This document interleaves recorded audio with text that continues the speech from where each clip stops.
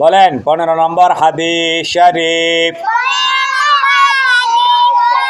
করলে গোসল গায়ের ময়লা যেমনে ধুয়ে যায়, 5 ওয়াক্ত নামাজেতে তেমনি গুনাহ দেয়।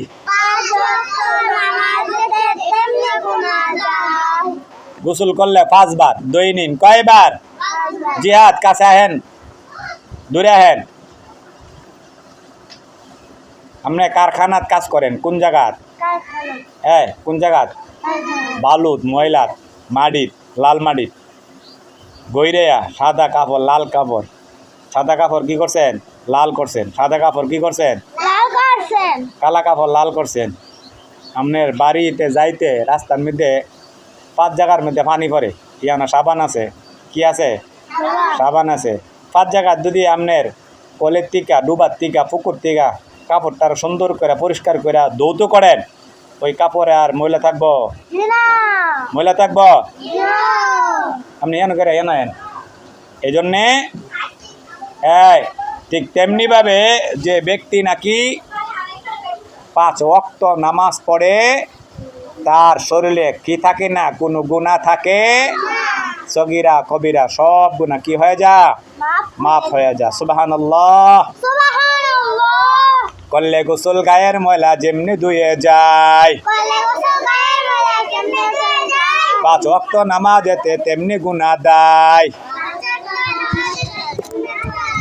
ঠিক কিনা? ঠিক কিনা? পুরুষ মানুষ কি মানুষ? গড়ে নামাজ পড়বো না মসজিদে নামাজ পড়বো? জোরে বলেন, গড়ে না মসজিদে? এই হাদিস কয় নম্বর? 16 নম্বর। কয় নম্বর? 27 গুণ সওয়াব যদি বেশি পেতে চাও, একা একা নামাজ ছেড়ে জামাত ধরতে যাও। একা নামাজ পড়া জায়েজ নাই পুরুষের জন্য। মসজিদে যাইয়া ফরজ নামাজ জামাতের সঙ্গে আদায় করিতে হয়।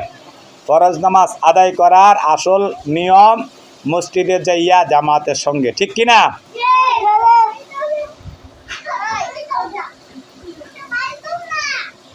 17 নম্বর হাদিস। কয় নম্বর? বলো। রোজা রাখবো কার জন্য? আল্লাহর জন্য। রোজা রাখবো কার জন্য?